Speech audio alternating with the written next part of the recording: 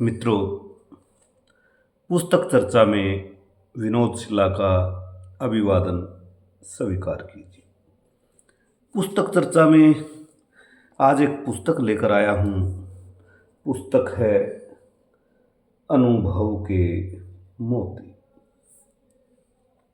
अनुभव के मोती लघु कविता संग्रह है और जिसके रचनाकार हैं ज्ञान प्रकाश पीयूष जी।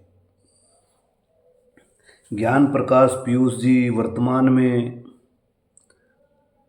सिरसा में रहते हैं और राजस्थान शिक्षा विभाग से स्कूल कैडर में प्राचार्य के पद से सेवानिवृत्त हैं। अनुभव के मोती लघु कविता संग्रह इन्होंने बोधि प्रकाशन जयपुर से प्रकाशित हुआ है। इस संग्रह में 128 इस पुस्तक के 128 पृष्ठ हैं। इसका मूल्य 250 रुपये है और इसमें 105 लघु कविताएं समाहित हैं। यह लघु कविता संग्रह ज्ञान प्रकाश पीयूष ने हरियाणा साहित्य अकादमी पंचकुला द्वारा सम्मानित हरियाणा प्रादेशिक हिंदी साहित्य सम्मेलन सिरसा के प्रधान यशस्वी साहित्यकार, शिक्षाविद, समालोचक, चिंतक एवं प्रखर मनीषी प्रोफेसर रूप देवगुण को सादर समर्पित किया है।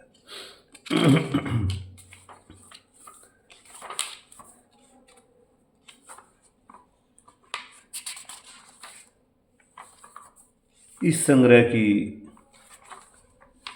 भूमिका लघु कविता के पुरोधा प्रोफेसर रूप देवगुण ने लिखी है।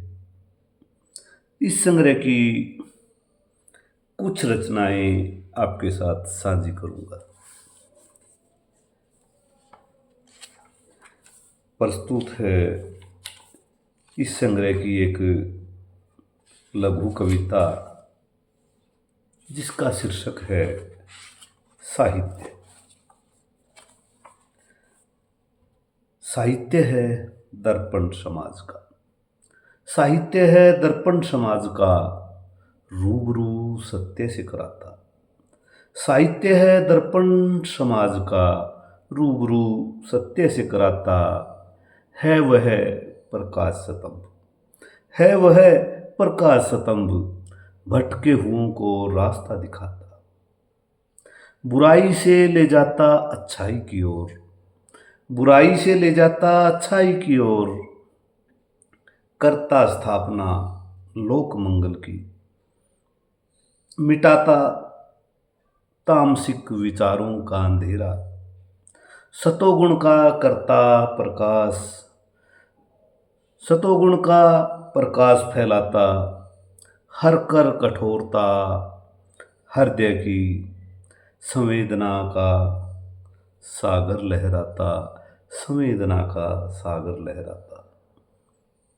इस लघु कविता के माध्यम से लघु कविताकार ज्ञान प्रकाश पीयूष जी ने साहित्य को परिभाषित करने का प्रयास किया है, जिसमें इन्होंने साहित्य को समाज का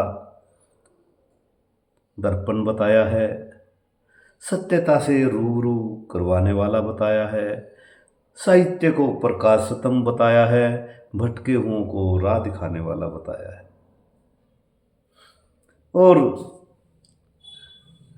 मिटाता है तामसिक विचारों को। 3 प्रकार के गुण बताए, रजोगुण, सतोगुण, तमोगुण। तमोगुण तामसिक, और फैलाता है सतोगुण का प्रकाश। बहुत सुंदर रचना है जिसका शीर्षक है साहित्य। अगली रचना है अनुभव के मोती। इस लघु कविता संग्रह का भी नाम शीर्षक अनुभव के मोती है और इस कविता का भी शीर्षक अनुभव के मोती है। अनुभव के मोती। जीवन की सीपी में अनुभव के मोती पलते। जीवन की सीपी में अनुभव के मोती पलते। अंदर की ज्योति से जग को जगमग करते। अंदर की ज्योति से जग को जगमग करते। भटकों को राह दिखाते। भटकों को राह दिखाते। मंजिल तक ले जाते। मंजिल तक ले जाते। प्रत्येक रचनाकार, प्रत्येक लेखक, प्रत्येक साहित्यकार अपने साहित्य में, अपने लेखन में अनुभव के मोती पिरोते हैं। ज्ञान प्रकाश पीयूष जी ने भी इस लघु कविता में, इस संग्रह में अपने अनुभव के मोती पिरोए हैं। जीवन में जो जो इन्होंने अनुभव किया वो सब इस संग्रह में आप अनुभव कर पाएंगे। आप भी इनके अनुभव के मोतियों से आप भी अनुभव कर पाएंगे। अगली रचना है इनकी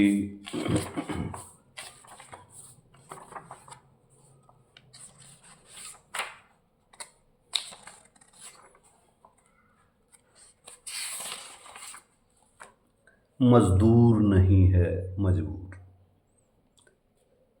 मजदूर जाता है रोज दिहाड़ी पर। मजदूर जाता है रोज दिहाड़ी पर। मौसम चाहे हो कितना ही विपरीत। मजदूर जाता है रोज दिहाड़ी पर। मौसम चाहे हो कितना ही विपरीत। रोज कुआं खोद कर, रोज कुआं खोद कर पीता है पानी। करता नहीं मनमानी। जड़ी जूड़ी बुखार में भी करता नहीं छूटी। कड़वा काढ़ा पीता संघर्षों का। कड़वा काढ़ा पीता संघर्षों का। जिंदगी की हकीकत स्वीकार कर लेता। करता है अपने परिवार का पोषण। करता है अपने परिवार का पोषण। होता रहता उसका शोषण। फिर भी निभाता अपनी जिम्मेदारी। फिर भी निभाता अपनी जिम्मेदारी। इस लघु कविता के माध्यम से लेखक ने मजदूरों की दीनहीन अवस्था, मजदूरों के अभावग्रस्त जीवन का चित्रण किया है कि मजदूर ही एक ऐसा प्राणी है जो हर रोज कुआं खोद कर पानी पीता है, जिसको हर रोज संघर्षों से दो चार होना ही होना पड़ता है। बड़ी कष्ट की कमाई खाता है मजदूर। और मजदूरों का शोषण भी पूंजीवादी व्यवस्था करती है। बहुत सुंदर चित्रण किया है एक मजदूर की दुर्दशा का, मजदूर के अभावग्रस्त जीवन का। लाजवाब रचना, बहुत सुंदर रचना। एक रचना है इनकी वंचित क्यों रोटी से। ये भी मजदूरों को समर्पित है। मजदूर पसीना बहाता। मजदूर पसीना बहाता। पसीने में नहाता। खून अपना सुखाता। तन दिन भर जलाता। फिर भी वंचित क्यों रोटी से। फिर भी वंचित क्यों रोटी से। प्रश्न अनेक हैं उठते। प्रश्न अनेक हैं उठते। संतोषजनक उत्तर नहीं मिलते। संतोषजनक उत्तर नहीं मिलते।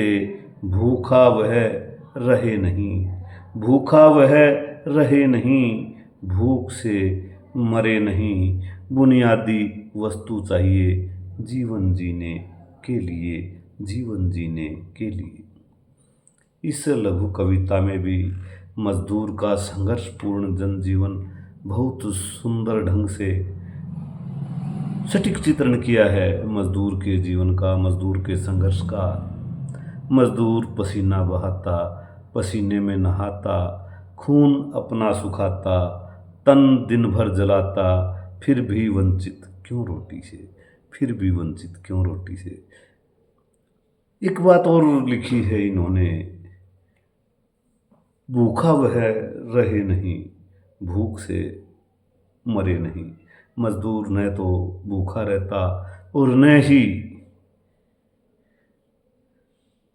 भरपेट खा पाता। बहुत सुंदर चित्रण किया है मजदूरों का इन दो लघु कविताओं में। अन्य लघु कविताओं में भी मजदूरों का, किसानों का दुख दर्द इन्होंने व्यक्त किया है।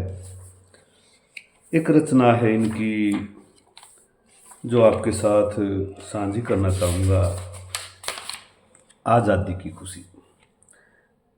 चिड़िया पाती है जब मुक्ति, चिड़िया पाती है जब मुक्ति पिंजरे से, चिड़िया पाती है जब मुक्ति पिंजरे से, आज़ादी की खुशी झलकती है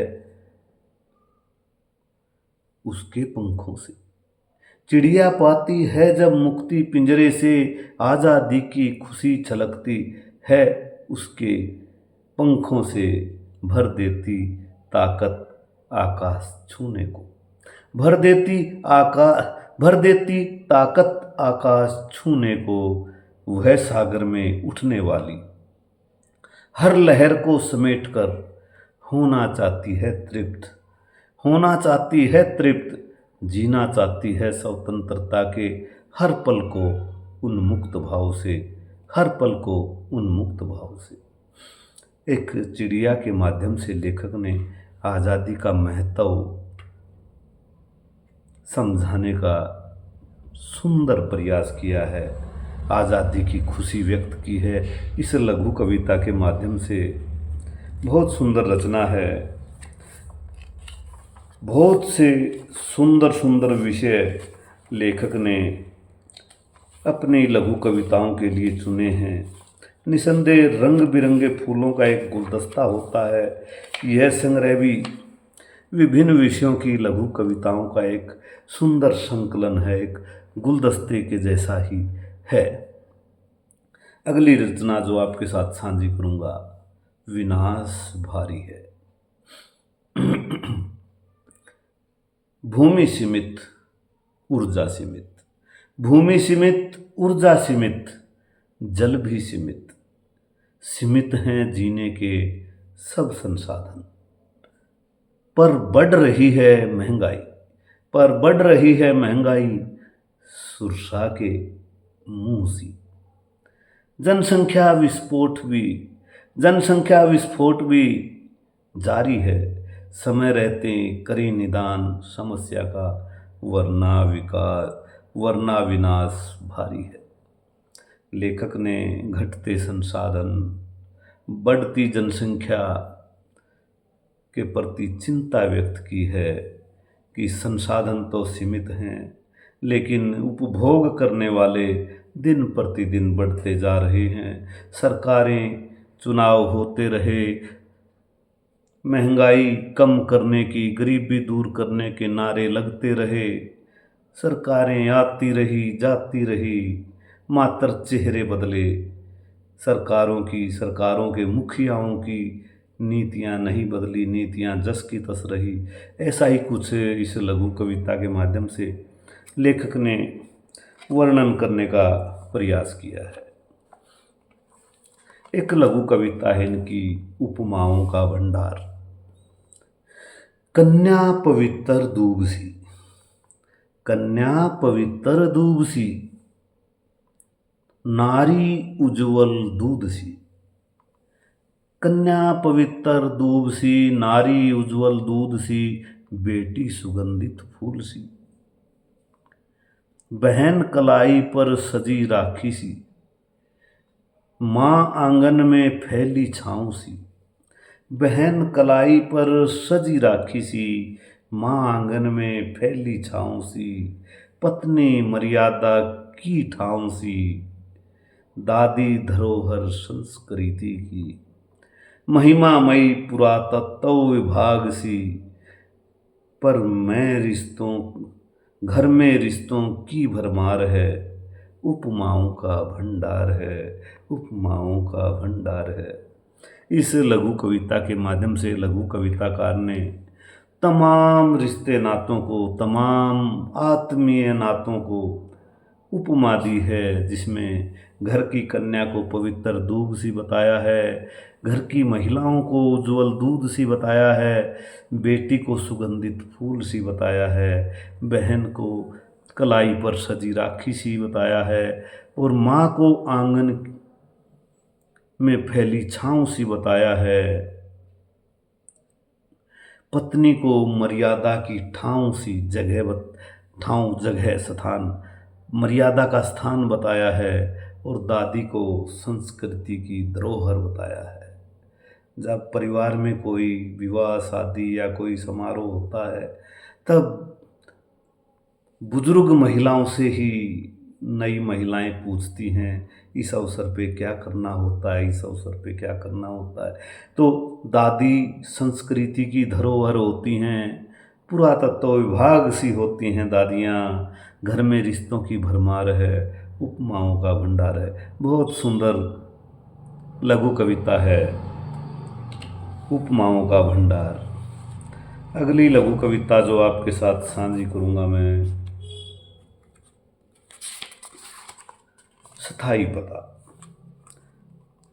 बिताई आज रात मैंने, बिताई आज रात मैंने होटल में, कल भाई के घर पर। बिताई आज रात मैंने होटल में, कल भाई के घर पर, परसों मित्र की पार्टी में। रिश्तेदारों के विवाह समारोह में चढ़ गई भेंट कितनी ही रातें कवि सम्मेलनों में। चढ़ गई भेंट कितनी ही रातें कवि सम्मेलनों में। बहुत से दिन भी ऐसे ही गुजर जाते हैं, बहुत से दिन ऐसे ही गुजर जाते हैं पर्यटन सफर भ्रमण में। कब कहाँ किधर रुक जाए कारवां, कब कहाँ किधर रुक जाए कारवां, नहीं कोई पता। और प्रकाशक भाई पूछता है मेरा स्थाई पता, प्रकाशक भाई पूछता है मेरा स्थाई पता। बहुत सुंदर लघु कविता है जिसका शीर्षक है स्थाई पता। दरअसल स्थाई पता किसी का नहीं होता, कम से कम इस दुनिया में तो स्थाई पता किसी का नहीं है। क्या पता है किस समय पता बदल जाए, इंतकाल हो जाए। ये जीवन, ये दुनिया होटल सी है। होटल भी भले ही हम उसमें रात गुजार लें, घर जैसा माहौल मिल जाए, घर वाली सारी एक्टिविटी होटल में कर लें, लेकिन होटल होटल ही होता है, घर नहीं होता। और ये पूरी दुनिया भी एक होटल सी है।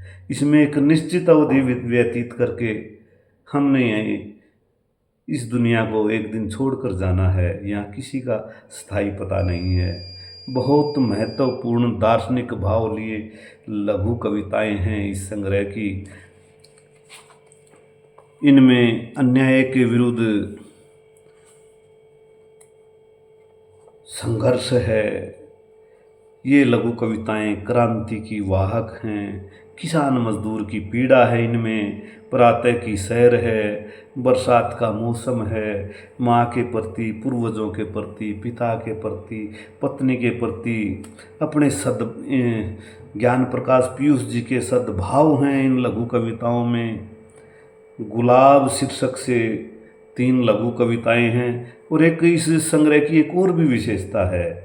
इस संग्रह में 15 लघु कविताएं मेघालय और मनाली के पर्यटन के संस्मरण के रूप में प्रस्तुत हैं। दरअसल प्रत्येक रचना ही लेखक का संस्मरण होती है, और ये अनुभव के मोती वास्तव में अनुभव के मोती ही थे। अनुभव के मोती बहुत अच्छे लगे। आपसे भी अनुरोध है कि अनुभव के मोती पुस्तक अवश्य पढ़िए, लेखक से लेकर या प्रकाशक से खरीद कर अनुभव के मोती एक बार ज़रूर पढ़िए। सभी लघु कविताएं यहाँ पढ़ना संभव नहीं था। मैंने कुछ एक 10-12 लघु कविताएं आपके साथ साझी की। बाकी अन्य लघु कविताएं भी इस संग्रह की लाजवाब हैं, जिनको आप अवश्य पढ़िए। अनुभव के मोती लघु कविता संग्रह में आज की पुस्तक चर्चा में इतनी हाजिरी कबूल कीजिए।